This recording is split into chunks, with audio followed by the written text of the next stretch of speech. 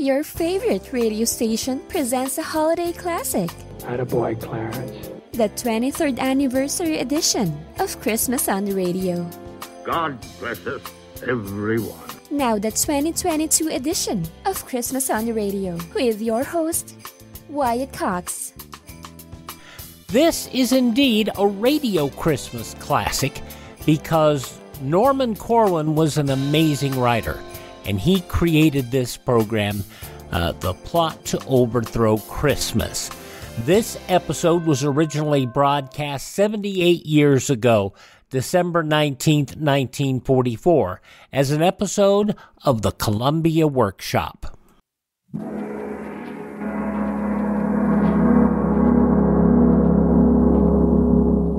7 years ago this Christmas, a young radio writer-director named Norman Corwin produced his first half-hour broadcast for CBS, a fantasy entitled The Plot to Overthrow Christmas. In the years since then, Columbia has brought you many other varied works of Corwin, works which have elevated their creator to the unique position he enjoys in American radio. This holiday season, Norman Corwin comes back to the same studio to direct substantially the same cast with which he first presented his now traditional fantasy, The Plot to Overthrow Christmas. As in the original production, House Jameson plays Santa, Eric Burroughs is Nero, and Will Geer performs the role of Mephisto. Henry Morgan, better known as Here's Morgan, is a newcomer to the plot, playing a number of roles, including that of your narrator.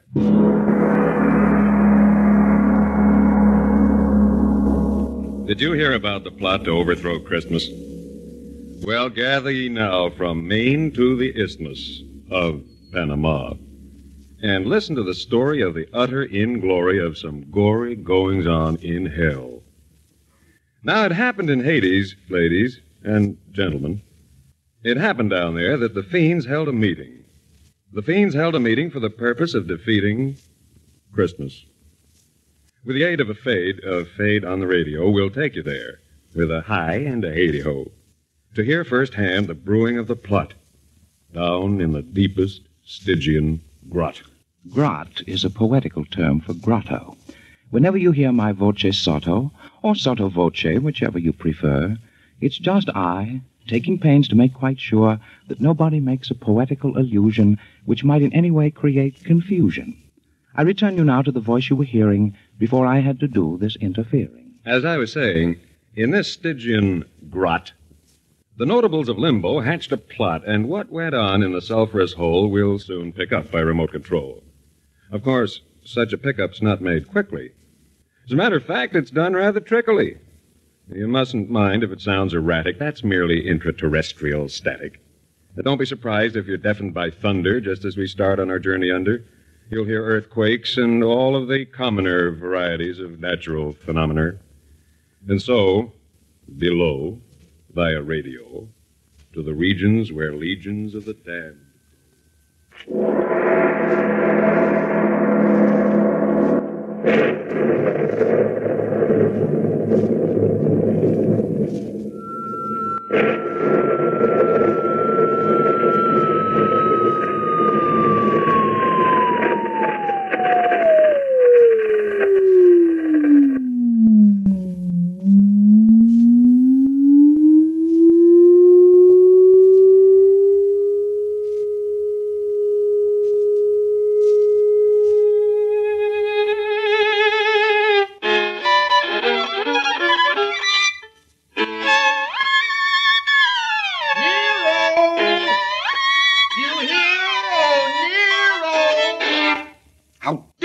Interrupt me in the middle of a movement of my favorite concerto.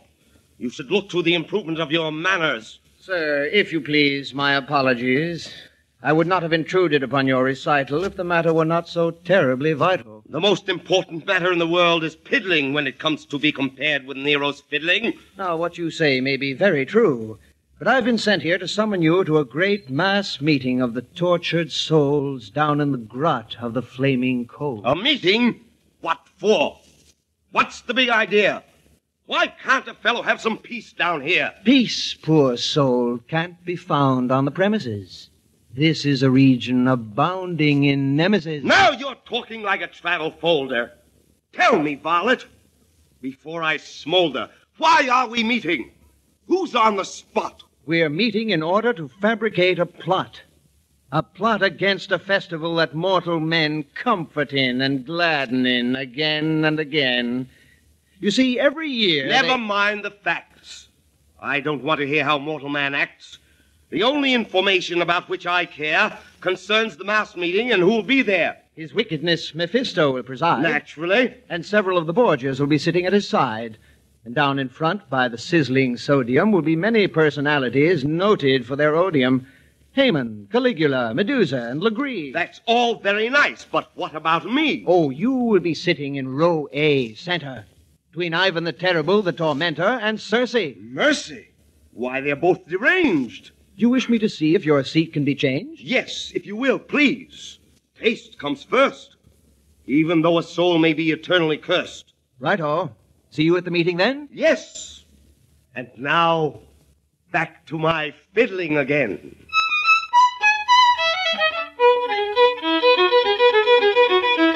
This is I, the sotto voce person. It should have been explained that Nero is rehearsing for nothing in particular. He's just that way. While hell's fires burn, he likes to play. It makes him feel a little more at home. It's just an avocation he picked up in Rome.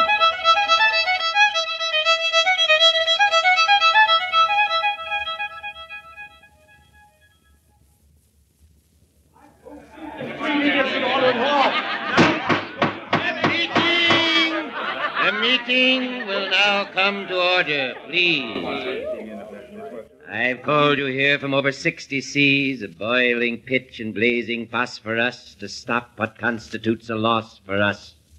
We've lost prestige, and I greatly deplore that we stand in danger of losing more in the way of confidence and spirit.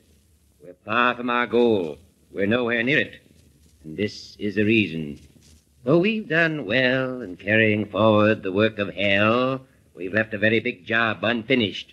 After all these years, there is undiminished goodwill on earth every late December because of Christmas.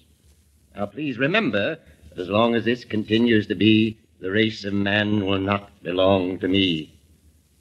I will listen now to any questions you may want to ask, and then suggestions. Mr. Chairman. Brother Haman has the floor. You say we've done well in our efforts to sell evil. I say we've done better. We've carried out the letter of your law. And I say, as a veteran Damon... Sit down there, Haman. Enough of this folly. Sit down yourself. You're off your trolley. Sit down. I'm Ivan the Terrible. You're telling us? Why, you're unbearable. I want more decorum in this forum. These personal remarks must cease. Now, Brother Ivan, will you speak your piece? I merely want to say, in a casual way, that Haman's a radical. Always gets fanatical. Why, you'd think to hear this pop that the devil should just give up. Mr. Chairman, Brother Ivan is a demagogue with a brain like a fly and the manners of a hog. Oh. He shall... Come to this. Are we going to let a little holiday like Christmas get the better of us all down here below? No. Very well, then, sirs. Very well. Let's go. Let's lay down our plans now to overthrow this Christmas business and all that guff of holly and mistletoe and stuff. Mr. Chairman. Brother Caligula may take the floor. Mr. Chairman, I abhor, as a former emperor, anything which curbs our rule.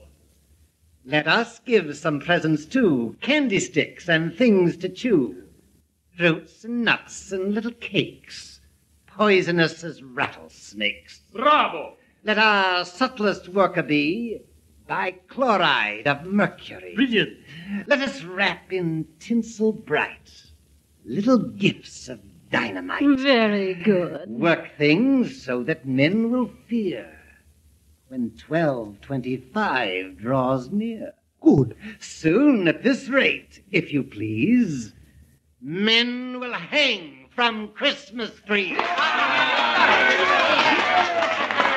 My dear Caligula, permit the chair to say that we think you got something there. And now, with this fine start, let's hear some more. Yes, Brother Nero, do you want the floor? With all due respect to Caligula's views, I think there's a better method we can use. I've heard just lately men are giving the razz to classical music by making it jazz. They're swinging Bach. And what is keener, they're doing the shag to Palestrina. As a connoisseur of music, of course, I love the works of Rimsky-Korsakov. But today I note with a bitter shrug, they've made Scheherazade a jitterbug. Much as we admire your clever rhyme, will you get to the point? We're wasting time. I was just about to say, when interrupted, that Christmas can easily be corrupted if you take and swing all the Christmas carols. Why, think of the evil! Just barrels and barrels of sacrilege every time you play a pious song in a profane way. Why, once you entice them to swing Noel, then victory belongs to us. Well? Mr. Chairman, Mr. Legree. I'd like to say that it seems to me that y'all are barking up a coonless tree. I think Mr. Nero's made a wrong guess. Now, the way to go about it is to get in Congress. Bribe a bunch of senators that know their oaths and just make a purchase of a block of votes. And then they can legislate a situation where there rules old Christmas right out of the nation. They can all get together and pass a law where there ain't gonna be no Christmas no more. I think Legree's suggestion is a beaut. It's very cute. And quite astute. Mr. Chairman! Mr. Chairman! Yes, Miss Borgia. I say that we should all give pause to think about this Santa Claus. He's the man behind the scenes, the symbol of what Christmas means. If we could rub him out, my friend, our troubles would be at an end. Just think how it would tickle us to liquidate St. Nicholas. A girl like me could fascinate the guy and then assassinate. Do you think that you could do it, pretty one? Are you sure you wouldn't be by pity, one? Sometimes you are an awful tease, my master Mephistopheles. Ain't I murdered several dozens? Poisoned uncles, aunts, and cousins? Don't my work right here in Hades make me first among the ladies? Men of virtue all have cussed me. I'm sure that you can trust me. Of that we haven't a particle of doubt, Miss Borgia. I'm sure we all have nothing but kind feelings towards you. But many times a woman spy, alas, adores her victims. Dames make poor ambassadors. Do you imply that such defects are found inherent in my sex? I do. Well, listen here, old Ironsides. You're heading for some cyanides. You've crossed a Borgia, and you know the consequences that follow. Come, disciples, this is very bad. There's nothing to be gained by getting mad. Suppose we put the matter to a vote. All those in favor of the motion made by Fiend Caligula will signify by rising to their feet and saying, aye. Aye. One vote in favor, Caligula's. And those opposed? Opposed! The motion is defeated. Up we bring the plan of Brother Nero's, viz., to swing the hymns and pious music. All those for will please respond by raising up a paw. For! And those against? Against! Very well. Now, the project of Legree's. Who is there here who totally agrees? I do! Legree votes for himself. And those opposed? Opposed! And now all those who favor Borgia's cause, it being to eliminate Santa Claus. Aye, aye, aye! And those opposed? It seems the women have a way with them. At least they have carried the day with them. You flatterer. The motion's carried. And now we'll decide which one of us will take Nick for a ride. We'll all draw lots, and thus settle the moot point of who'll be sent to execute.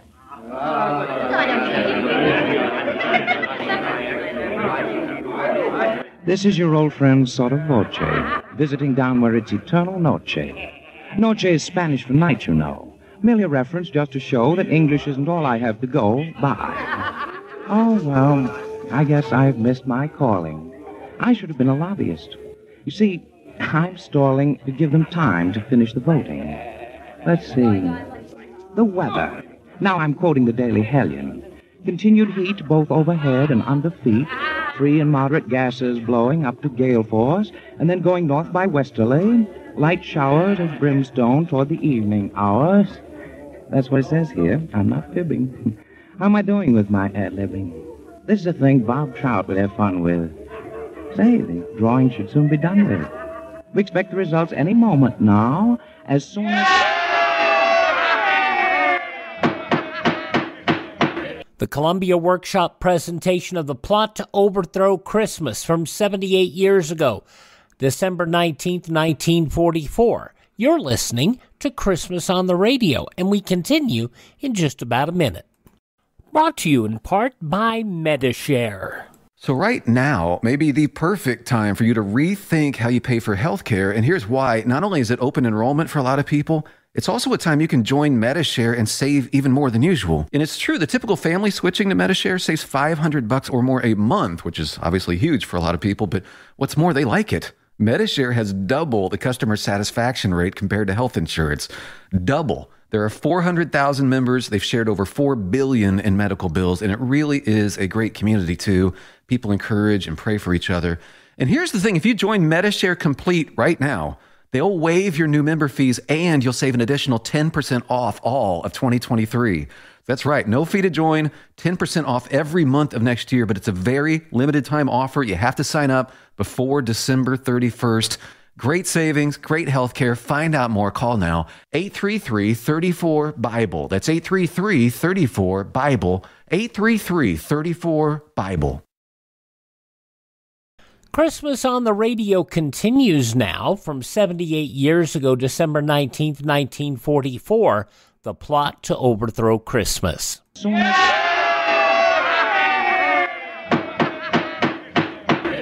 lots have been drawn, and I'm glad to say the honor has fallen Nero's way. Now, Nero, you are charged with a great task. It's the evilest deed that we could ask a fiend to do. We'll be proud of you. Now, just a moment. How do I get there? What do I wear? Is it dry or wet there? Is it fact or fancy or just word of mouth that he lives at the pole? Is it north or south? What shall I use when it comes to the showdown? A gun or a dagger? Now, give me the lowdown. Now, Nero, you needn't sound so tragic. You'll get to Earth by the blackest magic. To create an express elevator is simple for an expert spell creator. With a lot of pyrotechnic dazzle, we'll let you off on a hill in Basel, Switzerland. From there you'll make your way to the Arctic Circle, then break your way through ice with a blowtorch. After a while, you're bound to reach Santa's domicile. And once you get there, my dear Nero, all of our work will have gone for zero if you don't succeed in your assignment. I know. If at first we don't succeed, we can try and try again. But there is no need, because nothing will come of it. Meaning no offense. Do you mind if I take my departure hence?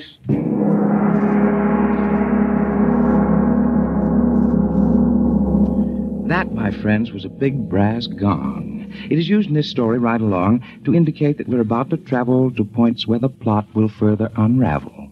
And now, if Ambassador Nero elects, we'll have another spot of sound effects.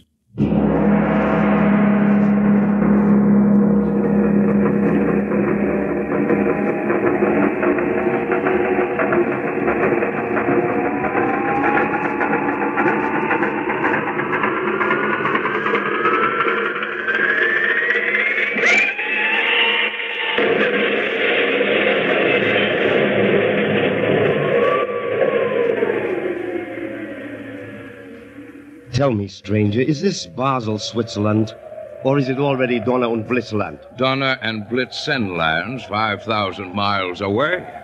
Thank you, mister, and good day.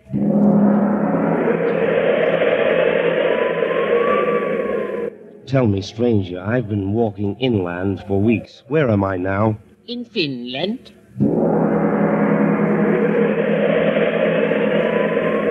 Tell me, stranger, because I've lost stock. Where am I now? In Vladivostok. Listen, stranger. After all these centuries of blistering heat, now I have to suffer from freezing feet. I'm wincing with pain from this pesky toe. No speak English, Eskimo.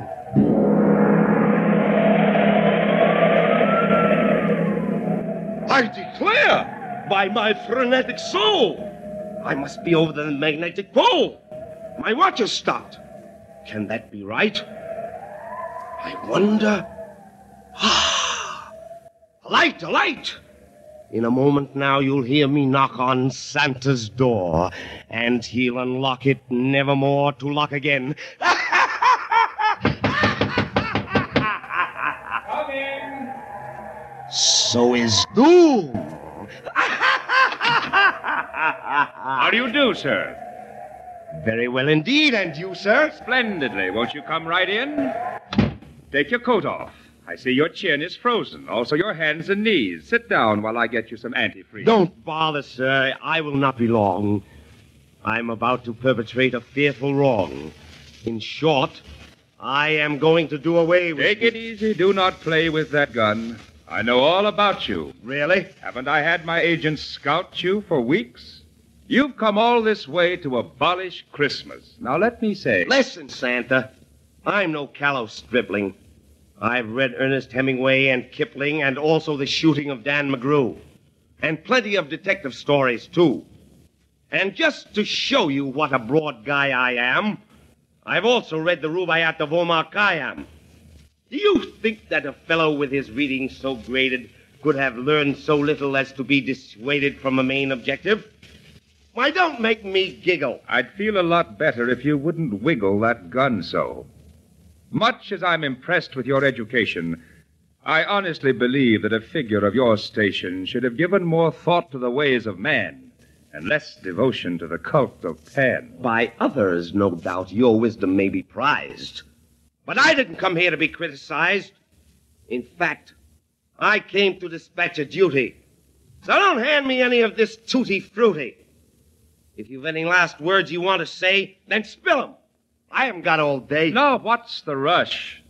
Unless I've counted wrong, the polar day is always 6 months long. Well, after I've disposed of you, I've got to hurry right back to hell, or they'll begin to worry. Not about you, but about your career in homicide. Do you think that the mere loss of you would make them hysterical?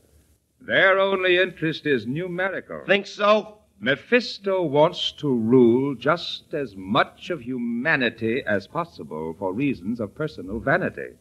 December 19th, 1944, the Columbia Workshop and Norman Corwin's The Plot to Overthrow Christmas on Christmas on the Radio.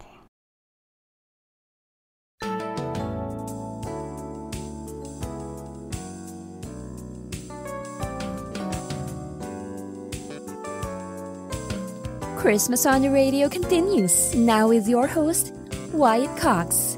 Now the conclusion of The Plot to Overthrow Christmas, an episode of the Columbia Workshop, December 19th, 1944.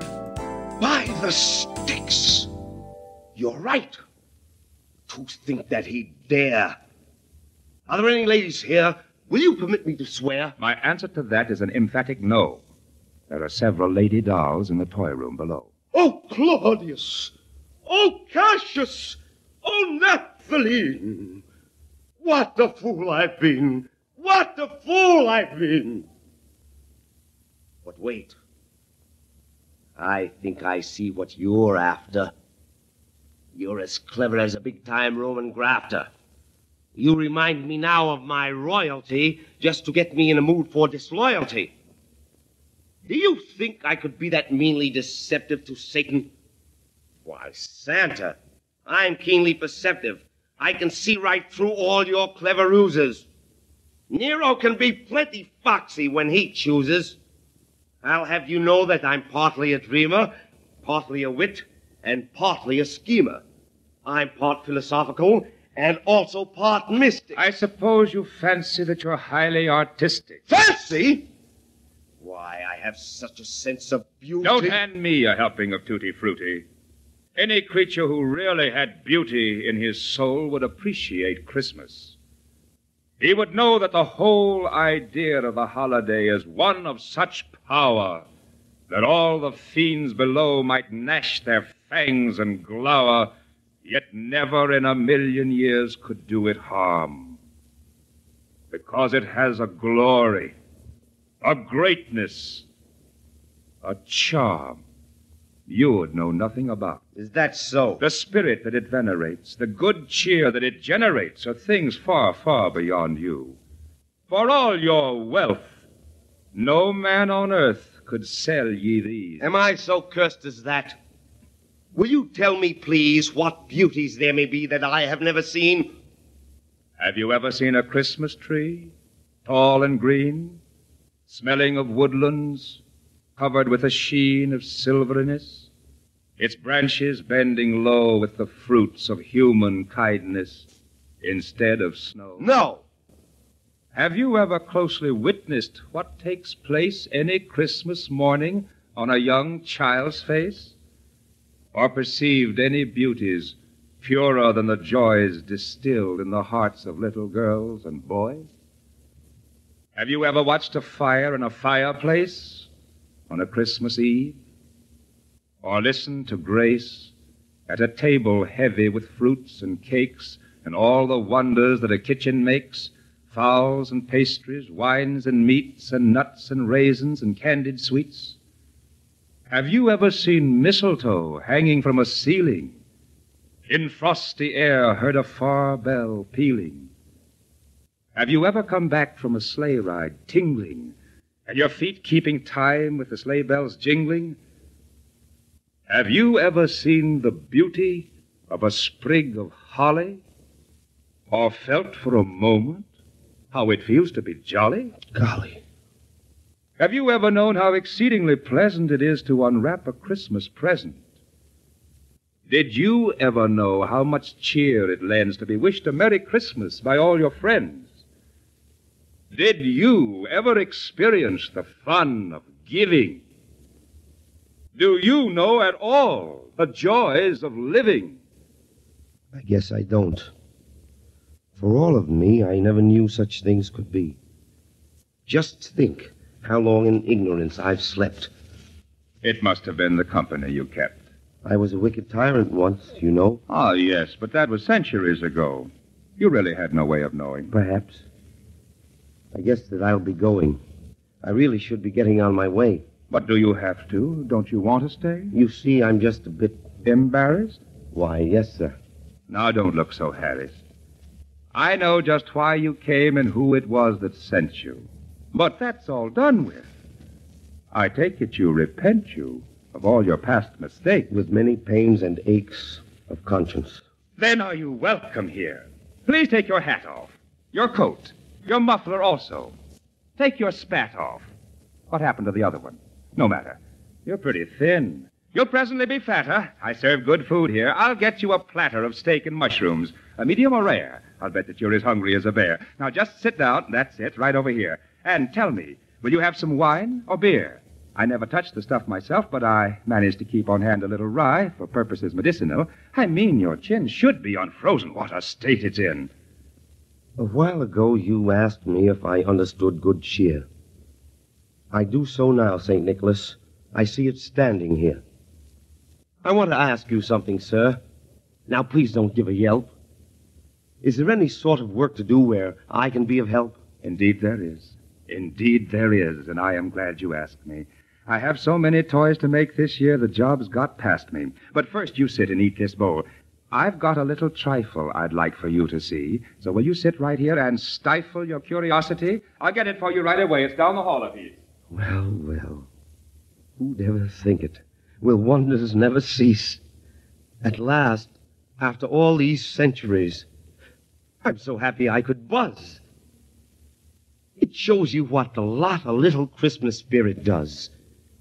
As emperor, I envied off the cheerfulness of peasants, and now... Well, here it is, Nero, my boy. By way of Christmas presents, I offer you this little gift. But Santa, for what reason? A very good one, sir. To wit, compliments of the season.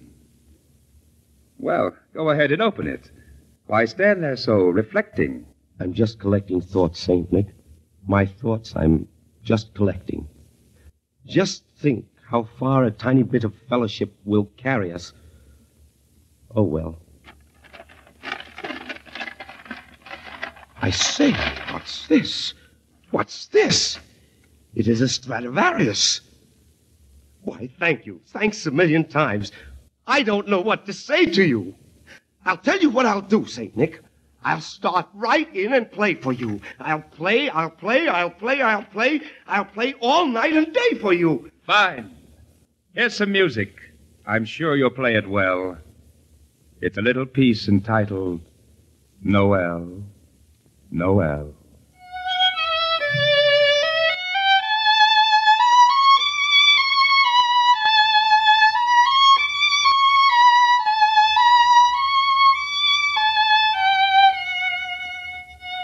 This is I. Remember me, your sotto voce friend? I've just come back to tell you that the story's at an end.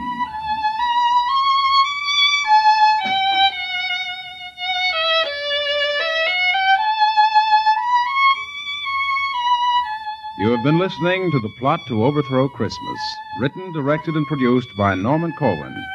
House Jameson appeared as Santa Claus, Eric Burroughs as Nero, and Henry Morgan as the narrator, Legree, and Ivan the Terrible. Others in the cast were Ann Shepard, Kermit Murdoch, Will Geer, Robert Dryden, Norman Ober, and Edward Cullen. Paul Winters was Nero's playing arm. The script of The Plot to Overthrow Christmas is found in the book 13 by Corwin.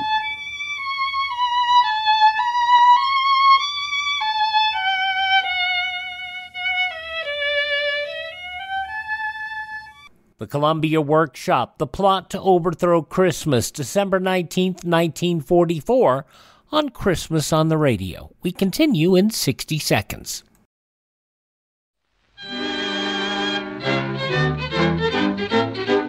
And here's the Cinnamon Bear.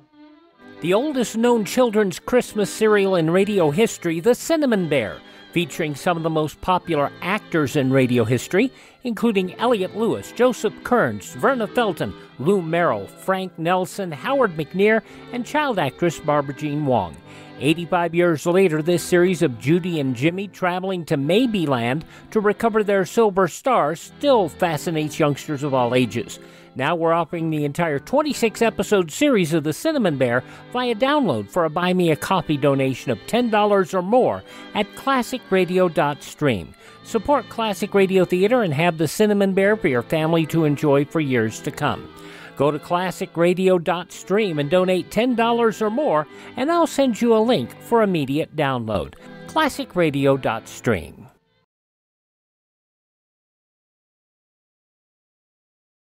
Old-time radio used Christmas shopping a lot as a convenient narrative to bring in lots of voices. And that's what we hear in this episode of Fibber McGee and Molly as they go Christmas shopping at the Bon-Ton. This was originally broadcast December 16th, 1953. The Fibber McGee and Molly Show.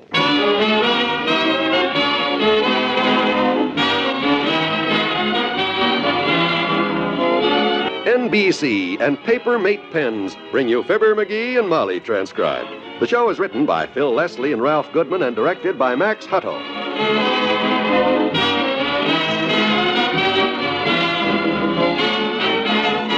We'll join Fibber and Molly in just a moment. This Christmas, for just $1, you can give the gift of life itself to a hungry family overseas. For just $1, you can share your Christmas with fellow human beings, men and women and children whose only hope for Christmas is the hope of simply surviving, of defeating starvation, of just staying alive. Your dollar will send an 11-pound food package, the special CARE Dollar Food Kit. That's right, CARE will send in your name 11 pounds of life-giving food to a war-ravaged family whose lives depend on such gifts from you. This is government surplus food, made available to CARE by the Foreign Foods Administration. You pay only the shipping costs, $1.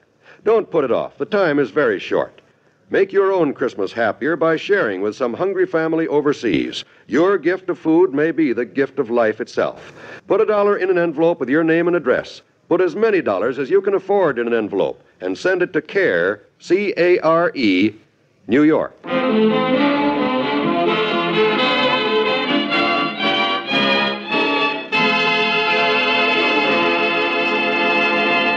We take you now to the Bonton department store in the city of Wistful Vista, where we join two slightly bewildered shoppers named Fibber McGee and Molly.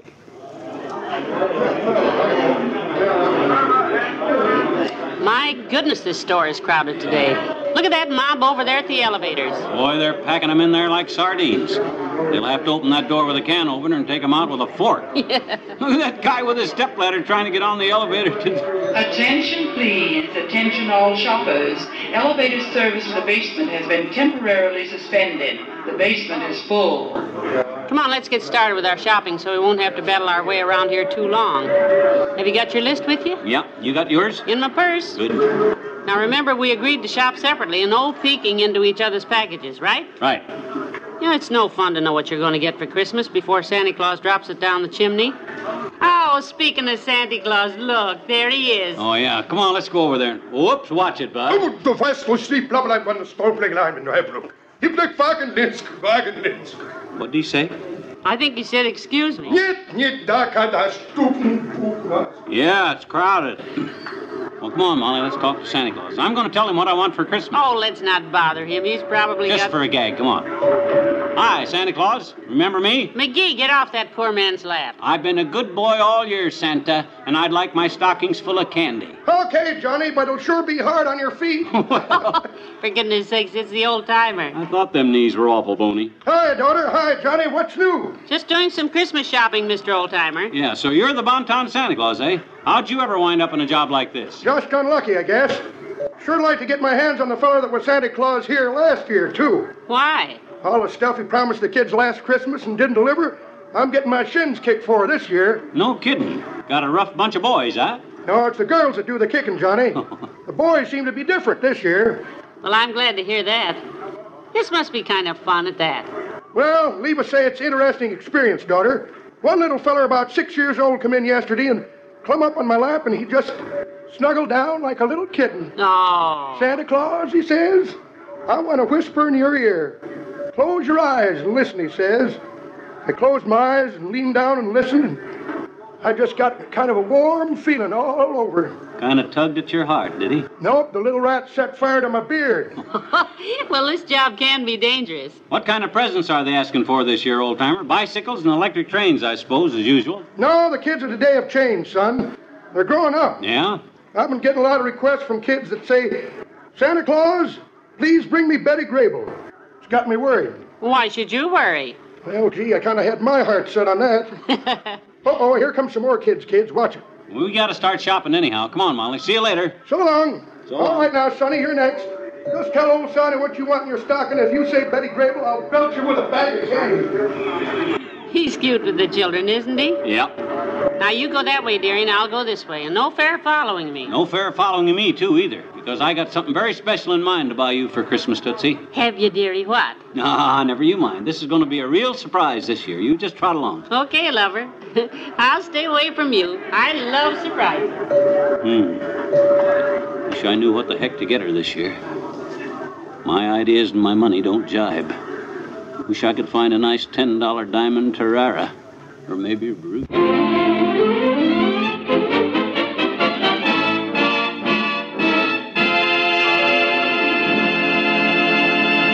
Yes, that is a nice loud pattern. I'll take that shirt. Ah, you made a wise choice, madam. I doubt that, but I'll take it anyhow. Will you gift wrap it for me, please? Right away, madam. Well, I hope McGee likes it. Attention, shoe department. All clerks, shoe department. Kindly check all boxes before the customer leaves. One of you rum-dums stole my lunch. I guess anything can happen in a busy place like this.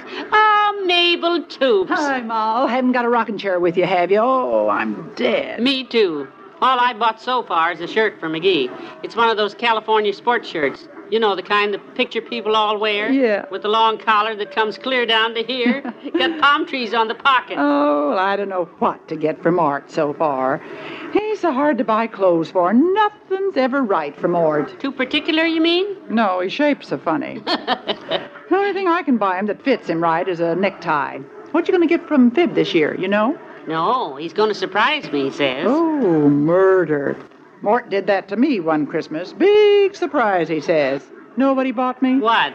Hand-painted abalone shell table lamp. Oh, my. With matching ashtrays, no less. Oh, dear. The painting on it was lovely. Clear around the shade, it said, "Greetings from Pismo Beach, California." I buried it in the backyard. I don't blame you. It sounds pretty awful. McGee's not quite that wild. He surprised me last year with a bottle of perfume. And the year before that. Uh-oh, here he comes. Yeah. Don't say anything about me buying. Hello, dearie. Oh, hi, kiddo. I didn't expect to find you here in the men's... Oh, hi, Maeve. Hi, Fib. Oh, I was just helping Mabel look at some presents for Mort. Mm-hmm. I haven't quite decided on your present yet. Here's your package, madam. I'm sure he'll like the shirt. Huh? Oh, your package, madam. Mabel, there's your package, the shirt for Mort. Huh? Oh, yes, the shirt for Mort. The shirt for Mort. Yeah, of course. Give it here. Well, I'm going to look around some more, Molly. I haven't found your surprise yet. Meet you out front, dearie. Okay. So, bought me a shirt, huh? Hope it's one of them California sports shirts like the picture people wear, with the long collar that comes down to here and the palm trees on the pockets. Sure wish I knew what the heck to buy for her this year. She's... Whoops, watch it, bud. Da warst du schmalzniger wegen Rundpulverstätten, du Stuben. Yeah, it's very crowded. Das Flagge hättet vorne. Yeah. Wonder if I ought to surprise her with a bottle of perfume. No, I surprised her with perfume the last 3 Christmases.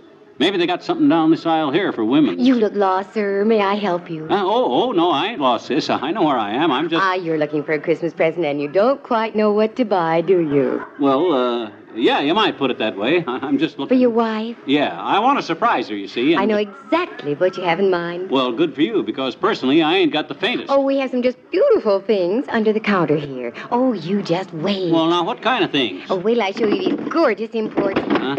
Look at the silk negligee. Huh? Look at these gorgeous slips. Oh, sure. Yeah, aren't they delectable? Oh, my gosh. I couldn't. Holy smoke. They're all handmade. She'll love this. Well, gee whiz, And here, if you'd step right down this way and let me show you the nightie on the model. On the model? Right down here, the wax model at the end of... Where did that man go?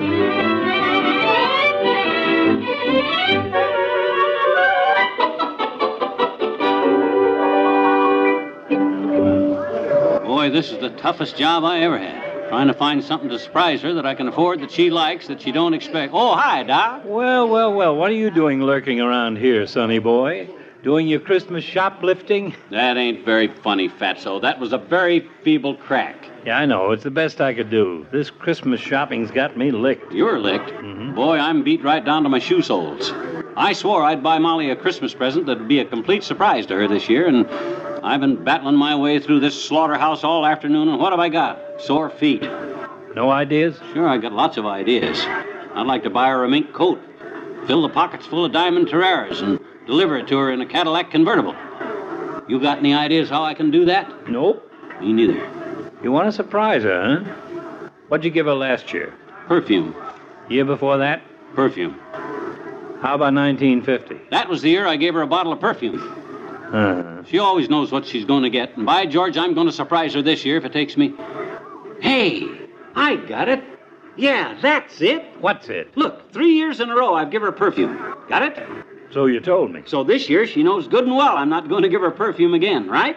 She should know it. So, I want to surprise her, right? Right. That's it. Hey, miss, wrap me up a bottle of this perfume. Oh. This evening in Liverpool. The family size. Girl can always use perfume, Doc. And boy, will she be surprised, because the last thing she'll expect...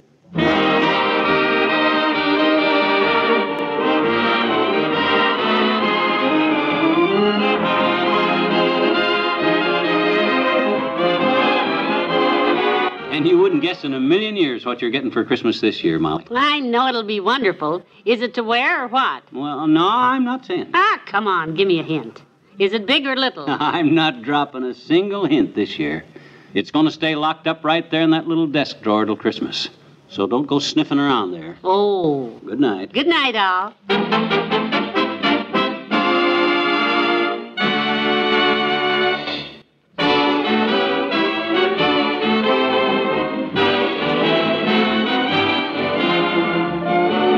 NBC and Paper-Mate Pens have brought you the Fibber McGee and Molly program, transcribed, with Bill Thompson as the old-timer and the man with a heavy accent, Arthur Q. Bryan as Dr. Gamble, Natalie Masters as the saleslady, Bob Bruce as the clerk, and Elvia Allman as Mabel Toops and the store announcer.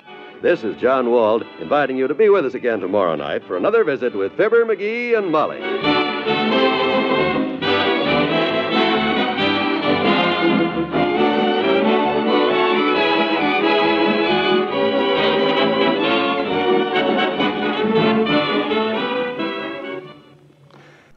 If Molly doesn't know what Fibber's getting her, she's not half the woman she should be. December 16th, 1953, 69 years ago, Fibber McGee and Molly, here on Christmas on the Radio. Thank you so much for joining us. I hope you'll come visit my webpage. That's at classicradio.stream. Yeah, you can stream our shows. You can learn about building a classic radio collection of your own. You can find our social media links there, and you can contact me. That's at classicradio.stream. I'd like to take a moment to thank these stations and their advertisers for making it possible for us to be here. And for many of our stations, we have another hour of Christmas on the Radio straight ahead. If you're with us, we look forward to the pleasure of your company. If your station leaves us at this time, please accept our warmest wishes for a very, very Merry Christmas and a happy and prosperous 2023.